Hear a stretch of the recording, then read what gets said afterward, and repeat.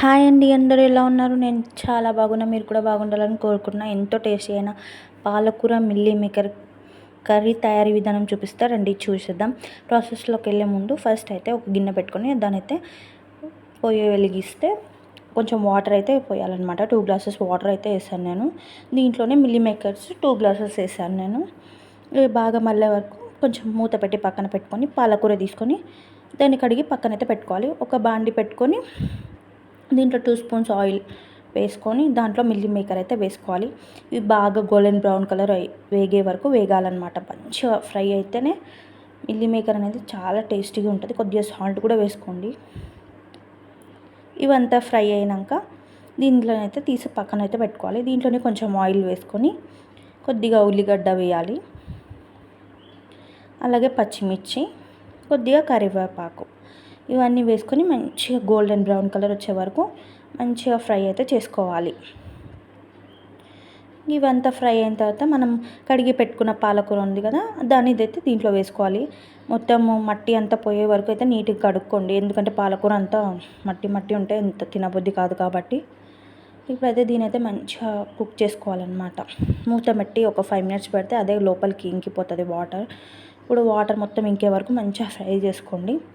ఇదంతా మంచిగా ఫ్రై అయిన తర్వాత దీంట్లో అయితే మిల్లీ మేకర్ అయితే వేసుకోవాలన్నమాట. మనం ఫ్రై చేసి పెట్టుకున్న మిల్లీ మేకర్ ఉంది కదా, దీంట్లో వేసుకొని మంచిగా అయితే కలుపుకోవాలి. దీంట్లోనే కొద్దిగా పసుపు, ఇంకా అల్లం, అలాగే కొద్దిగా కారం, మీ టేస్ట్కి తగినంత కారము, అలాగే కొంచెం ఉప్పు, ఇవన్నీ వేసుకొని కారం మగ్గేంత వరకు మంచిగా అయితే కలుపుకోవాలన్నమాట. కారం అంతా మగ్గే వరకు మంచిగా ఒక 5-15 మినిట్స్ మగ్గించుకొని దాని తర్వాత దీంట్లో అయితే కొద్దిగా చింతపండు అయితే వేసుకోండి. కొద్దిగా వేసుకోండి, టమాటా వేసుకొని వాళ్ళు నేనైతే వేసుకోవాలన్నమాట. చింతపండు కొంచెం పుల్ల పుల్లగా బాగుంటుంది టేస్ట్, కొద్దిగా వేసుకోండి, ఒక రెక్క. ఇప్పుడు దీనిపైన మూత పెట్టి ఒక 5 మినిట్స్ అట్లా ఉంచి పెట్టుకోవాలన్నమాట. నేనైతే మిల్లీ మేకర్ ఎక్కువనే వేసుకున్నాను, ఎందుకంటే నేను చపాతీలోకి ఇంకా అన్నంలోకి రెండింటికి చేసాను కాబట్టి.